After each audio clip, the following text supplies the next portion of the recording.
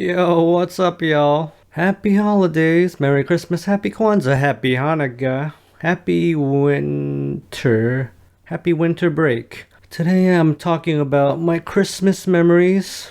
Now, unlike a lot of people, I've never had a Christmas morning system opening surprise moment in my life. The first console I had was the NES. I got it during the Christmas season, but not during Christmas morning. I remember my family going to Toys R Us, and I actually remember my mother going to the electronic section and going to get something. I didn't see the actual NES, but I knew what she was getting. I put a little note under our Christmas tree to Santa that I wanted an NES. I knew Santa didn't exist on my subconscious level, but I guess I figured that our parents were the messengers to Santa Claus or whatever. I don't think they understood the whole Christmas morning surprise thingamajiggy. They didn't have Christmas when they were growing up in Korea.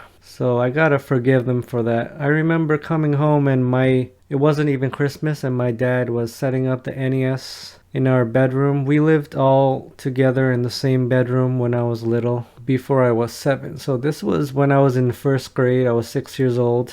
I remember we got a NES set. It came with a gray zapper and the Super Mario Brothers Duck Hunt cartridge. So he didn't know about surprising us. I remember, I think he tried the games. I don't think I got to try the games that night, but eventually I did.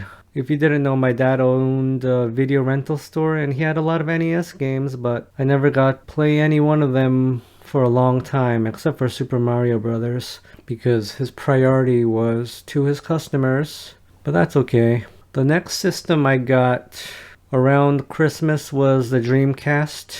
I was a senior in high school. I think I got it after Thanksgiving and before Christmas. I remember going to electronics boutique back before they weren't bought out by GameStop.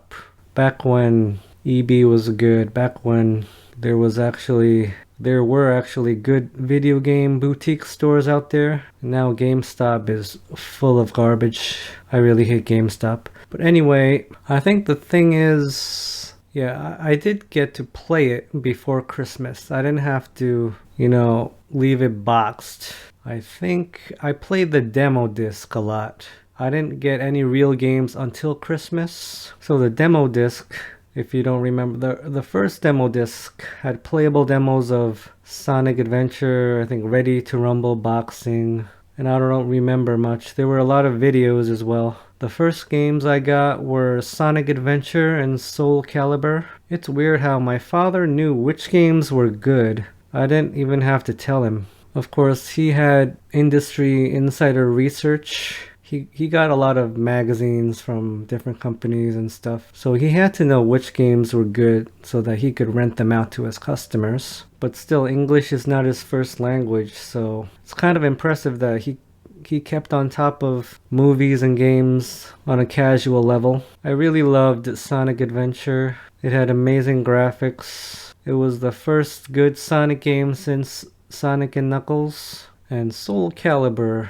I remember got a perfect 40 out of 40 from Famitsu magazine in Japan, and I don't blame them. As a fighting game, it was very fun, and even as a player that is not really competitive in fighting games, I mostly play by myself. The mission mode or whatever it was called, it was pretty fun. Unlocking things, characters and costumes and stages and whatever. The artwork and during the different endings for the characters, that was really well done. I remember breeding Chow in Sonic Adventure with the VMU. It was a really good Christmas break. The next system I got around Christmas was the Nintendo Gamecube. Why did I say Nintendo Gamecube? Why does Nintendo always insist on putting their company name in front of their systems? No one says Sony PlayStation. They just say PlayStation. Most people probably don't know what company even makes the PlayStation or the Xbox. They just say Xbox. They don't say Microsoft Xbox.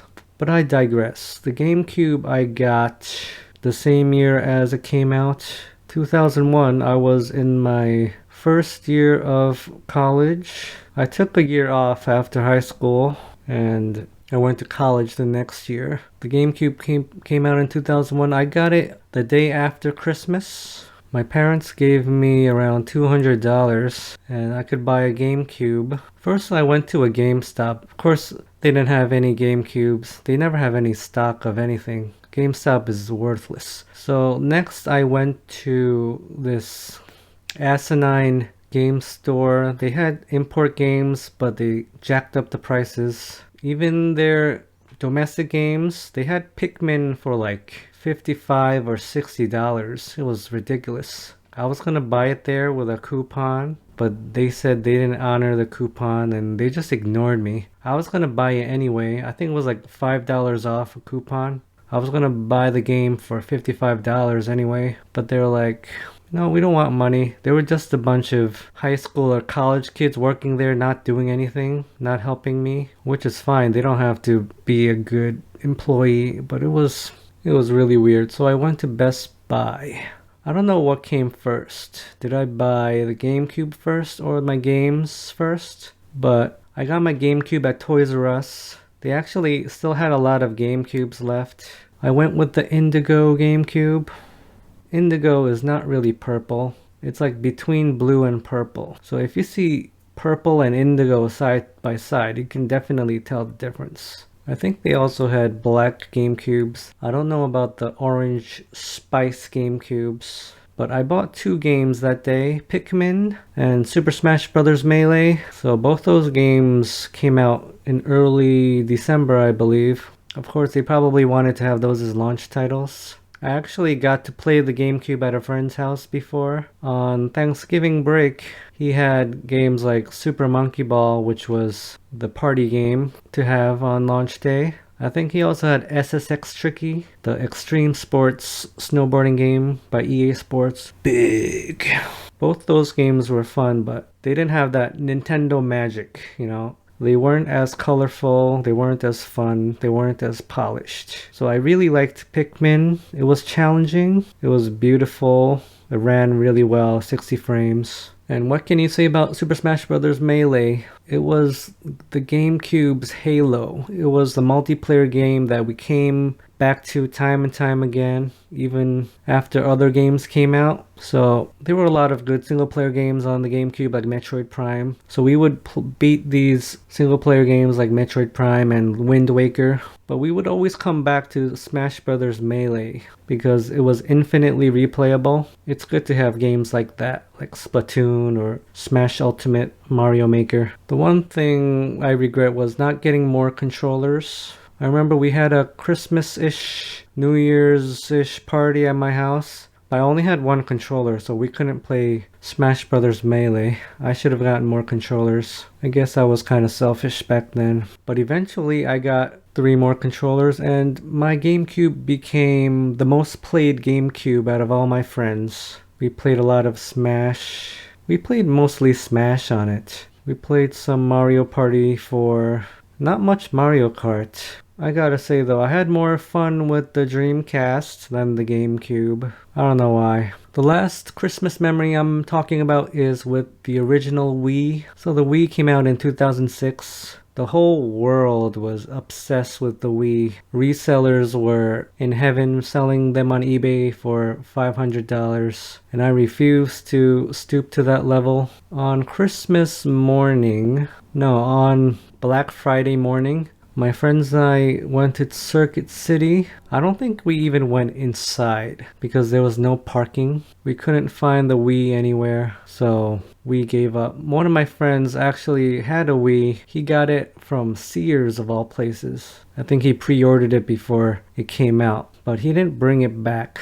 He lived in Arizona for college, but he didn't bring it back home, so we didn't get to play it. And the first time I played it was at his apartment in Arizona months later. But although I couldn't find a Wii in 2006, I did play Twilight Princess on the GameCube. I really liked it. I really wanted to play it on the Wii, but what can you do? At that time, I didn't finish Twilight Princess. I think I was still obsessed with World of Warcraft, so I would play World of Warcraft during the day, and then at night I would play Twilight Princess after my parents kicked me off the computer. Back then I slept at really late hours. It was bad for my health. Like I said, I didn't beat that playthrough of Twilight Princess. I just guess I got sidetracked. I lost time. I think after my college classes started again, I didn't go back to Twilight Princess. I was too tired from all the studying and whatever. So I only beat it much later on the Wii. I got the Wii version and played it with the Wii remote and nunchucks. It was really fun. I didn't like Link's face in Twilight Princess, and the loading times between areas was a little longer than I would have liked, but overall I thought it was kind of like Ocarina of Time improved, but in some ways it wasn't as good as Ocarina of Time because the overworld was a little too big and empty. One of my previous videos was about how my family and I don't give presents anymore, but that's not entirely true. I don't give presents anymore. I think my parents got me something. My sister sent me something in the mail as well, but I'm not gonna buy presents anymore. And that's fine. I don't think they care. Maybe they will care eventually, but it's much less stressful not having to think about buying gifts. But I don't think everyone should stop giving gifts. I think giving gifts, the act of giving without feeling the need to receive something in return, I think that's a good feeling. It's a good expression of love. It's one of the expressions of love. It's one of the ways we express our love. But at the same time, I don't think everyone in the world has to conform and be like everyone else. Well, thank you for joining me on another video. Have a great day.